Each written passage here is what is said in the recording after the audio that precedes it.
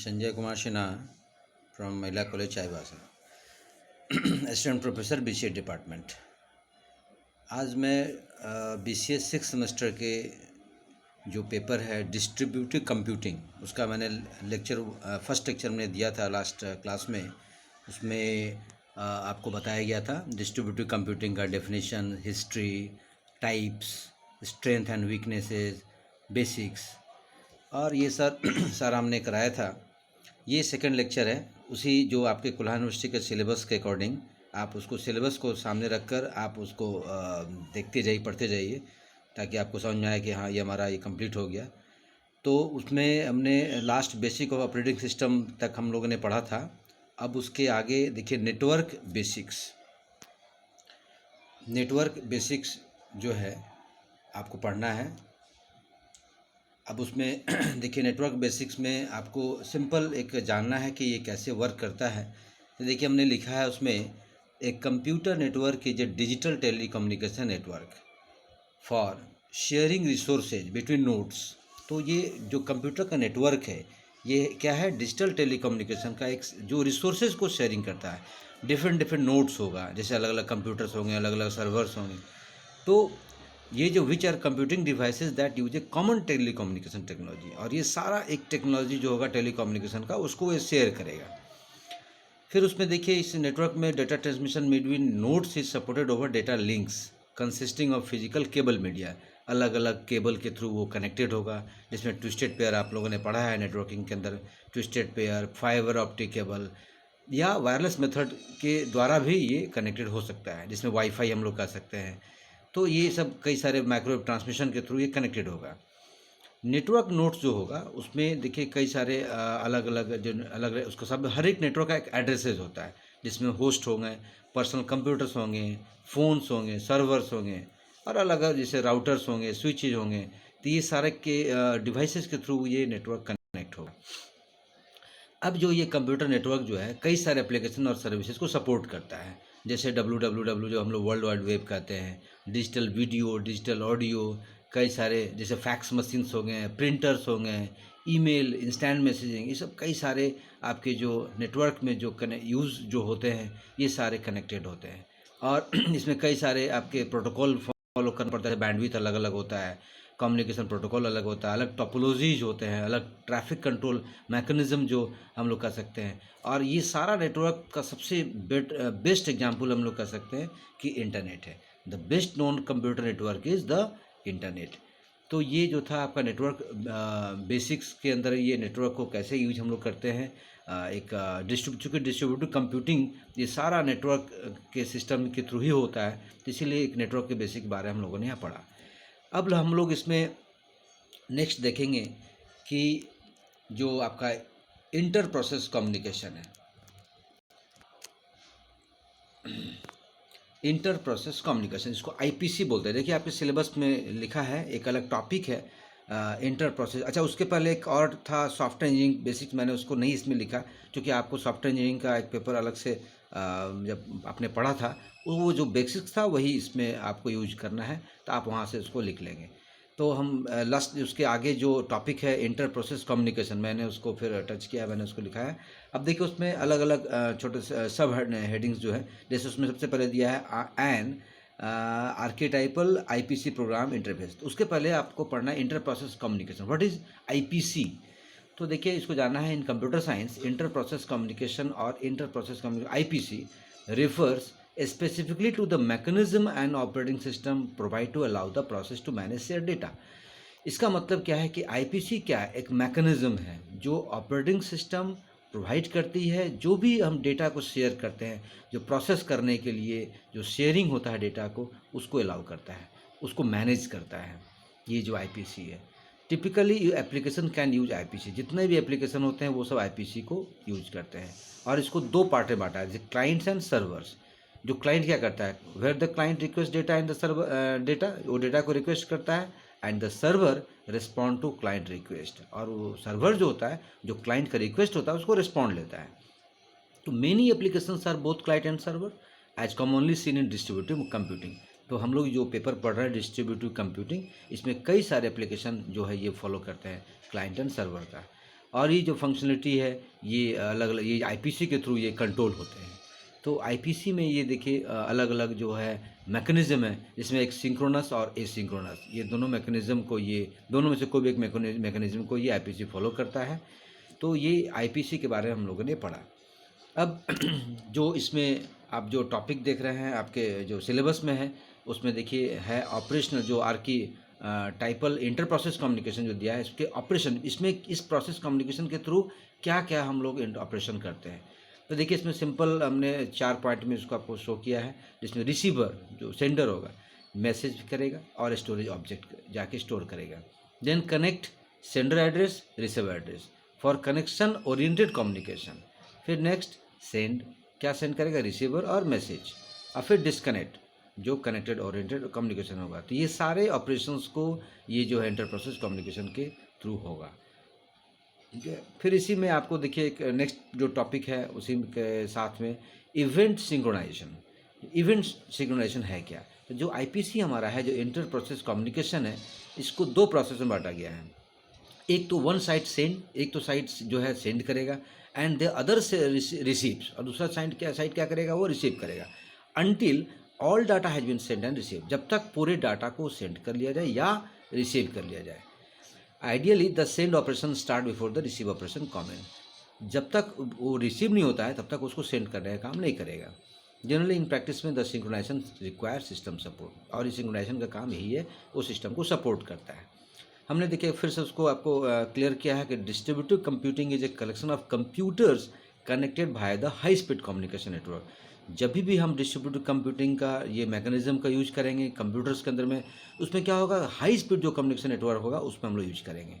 इस सिस्टम के अंदर में द हार्डवेयर सॉफ्टवेयर जो होगा वो आपस में कोऑर्डिनेट करेंगे मैसेज पास के थ्रू, और कई सारे resource, each node in distributed system can share their resources with other nodes, और कई सारे सिस्टम को वो रिसोर्सेज को वो शेयरिंग करेगा।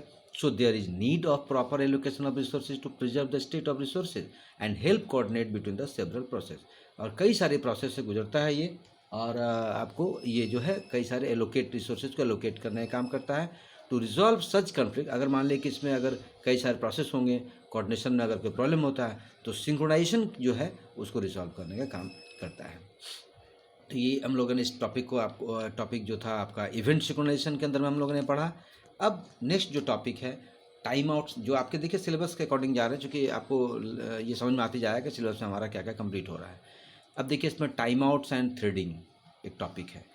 टाइम आउट्स, जो आप बहुत अच्छा इस वर्ड को आप बराबर आप देखते होंगे जब आप कोई ऑनलाइन कोई काम करते हैं या जब आप कोई लॉगिन करके रखते हैं, तो देखिए जब आप कुछ देर छोड़ देते हैं तो ऑटोमेटिक टाइम आउट्स आ जाता है। तो देखिए इन टेलीकम्युनिकेशन जो हम लोग देखते हैं नेटवर्किंग के थ्रू, टाइम आउट और जो है इसका कई सारे मीनिंग निकलते हैं। तो नेटवर्क में एक्चुअली क्या इवेंट, जो इवेंट बेस्ड होता है, मतलब जितना एक टाइमिंग फिक्स होता है उसी टाइमिंग के ड्यूरिंग हमारा सारा काम करता है। एक स्पेसिफिक पीरियड दिया रहता है उसमें कि आप इस टाइम के अंदर आपको काम कर लेना है, और वो नेक्स्ट जो जॉब लेने के लिए, नेक्स्ट जो वर्क लेने के लिए वो वेट करता है, वो सिग्नल का वेट करता है। तो time out allows for more efficient usage of limited resources. चूँकि होता क्या है कि हम जब भी कोई नेटवर्क के थ्रू काम करते हैं तो एक लिमिटेशन होता है, एक बहुत टाइमिंग का लिमिटेड रिसोर्सेज होता है, उसके अंदर हमको काम करना पड़ता है। तो उस वक्त ये टाइम आउट का बहुत इंपॉर्टेंट रोल होता है। तो ये जो टाइम आउट है ये आपको पीरियड एक दिया था जो एलेप्स, मतलब आप जितना आपको टाइम दिया उसके अंदर आप अपने काम कर लिया तो ठीक, नहीं तो फिर वो टाइम आउट बाहर हो जाएगा, मतलब आपको फिर वेट करना पड़ेगा फिर कोई और नेक्स्ट वर्क के लिए। और इसीलिए ये ध्यान देना होता है कि जितना टाइम पीरियड दिया है उसके अंदर में उसको, मतलब आपको वर्क करते चलाना है, वर्क को स्टॉप नहीं करना है। तो ये टाइम आउट था। इसी के नेक्स्ट पार्ट जो है, देखिए जो नेक्स्ट टॉपिक था इसी के पार्ट में थ्रेडिंग, उसको हमने अलग से आपको दिखाया है स्लाइड में, उसको देखिए।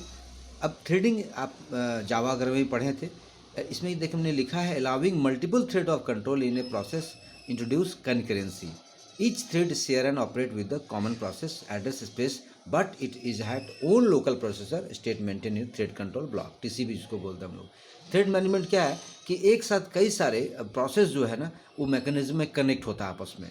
तो जब हम कोई प्रोसेस जब करते हैं, जब हम लोग नेटवर्क के थ्रू कई सारे वर्क करते हैं तो कई सारे आपस में कनेक्टेड होते हैं, और ये जो है डिस्ट्रीब्यूटेड सिस्टम का सबसे बड़ा एक बहुत ही इंपॉर्टेंट मैकेनिज्म है थ्रेड, और ये काफ़ी यूज़फुल भी होता है।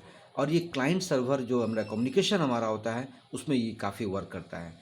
If the server was operating as a sequential process, अगर सर्वर मान लीजिए एक सीक्वेंस के रूप में वर्क कर रहा है, उसमें कई सारे क्लाइंट होंगे और कई सारे क्लाइंट के रिक्वेस्ट आएगा, तो वो इसको एक सीरियली उसको सर्वर के थ्रू वो एग्जीक्यूट कराएगा और उसको एक थ्रेड के रूप में उसको एक सारे वर्क को वो फिनिश करेगा।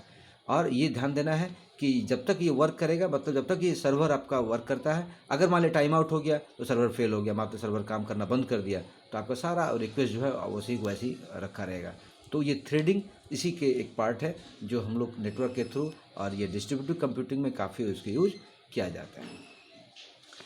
नेक्स्ट जो टॉपिक है आपका है डेडलॉक्स एंड टाइम आउट्स। देखिए इसमें आपका डेडलॉक्स एक काफ़ी इंपॉर्टेंट वर्ड है, और टाइम आउट जो अब इसके जस्ट पहले हमने डिस्कस किया था। फिर देखिए इसमें हम एक डेडलॉक एंड, चूँकि आपके सिलेबस में इसको फिर से कनेक्ट, इसको एक साथ ज्वाइंट लिखा है सिलेबस में, तो हम लोग अलग से फिर उसको दिखाने के प्रयास किए हैं। देखिए इसमें कह रहे हैं कि connected and receive operations can result in indifferent blocking. मतलब जो हम लोग कहते हैं जैसे हैंग एक वर्ड होता है, देखिए वो क्या आता है इंडिफरेंट ब्लॉकिंग, मतलब हैंग हो गया तो वो आपका सारा प्रोसेस वो स्टॉप कर गया, आगे टाइम आउट का कोई मीनिंग ही नहीं बनता है।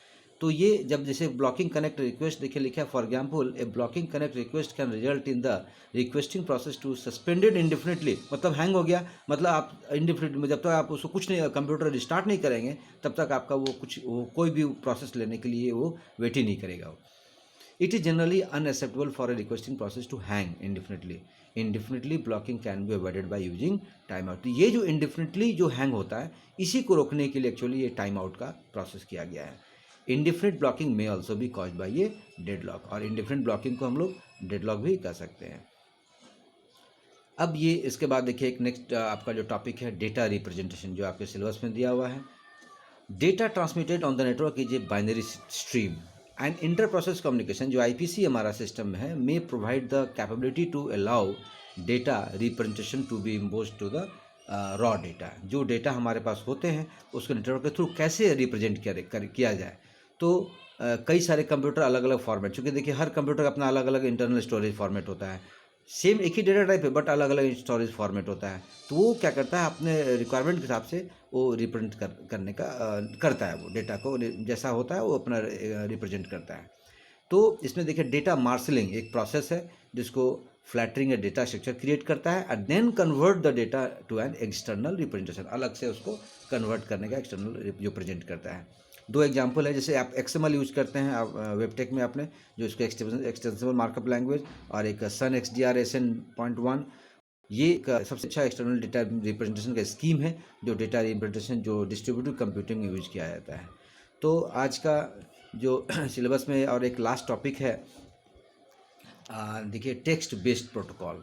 ठीक है, दो टॉपिक इसमें है, छोटा छोटा अलग अलग टॉपिक दिया हुआ है, उसको हमने अलग अलग एक्सप्लेन किया है। इसमें देखिए टेक्स्ट बेस्ड प्रोटोकॉल, जो आप HTTP यूज करते हैं, FTP जो यूज करते हैं, जो देखिएगा उसमें डेटा मार्च, उसमें क्या टेक्स्ट प्रोटोकॉल एक फॉलो करता है, जो डेटा को एक्सचेंज करने काम करता है कैरेक्टर वाइज, स्ट्रिंग वाइज। इसमें आपको FTP जो फाइल ट्रांसफर प्रोटोकॉल हम लोग जानते हैं, HTTP SMTP जो सिंपल मेल ट्रांसफर प्रोटोकॉल, ये सब सारा टेक्स्ट बेस्ड प्रोटोकॉल है जिसको हमने यहाँ पर एक्सप्लेन किया है। और लास्ट टॉपिक है डेटा इनकोडिंग प्रोटोकॉल। इसमें देखिए एक हमने एक डायग्राम के थ्रू दिखाया किया है। डेटा इनकोडिंग में देखिए क्या होता है कि एप्लीकेशन स्पेसिफिक जो डेटा इनकोडिंग लैंग्वेज है वो उसके बाद general data encoding language, network data encoding standard, ये सारा एक स्कीम्स के अंतर्गत ये प्रोटोकॉल रूल है, ये जो डेटा को इनकोडिंग का काम करता है। और ये बहुत अच्छा एग्जांपल आपको XML जो आप यूज करते हैं, ये सब डेटा इनकोडिंग प्रोटोकॉल को फॉलो करता है। तो आज जो डिस्ट्रीब्यूटिव कंप्यूटिंग का जो सिलेबस हमने कवर किया, ये आप इसको ध्यान से पढ़िए और इसको फिर नेक्स्ट जो क्लासेस होगा फिर आपको इसमें बताया जाएगा। Thank you.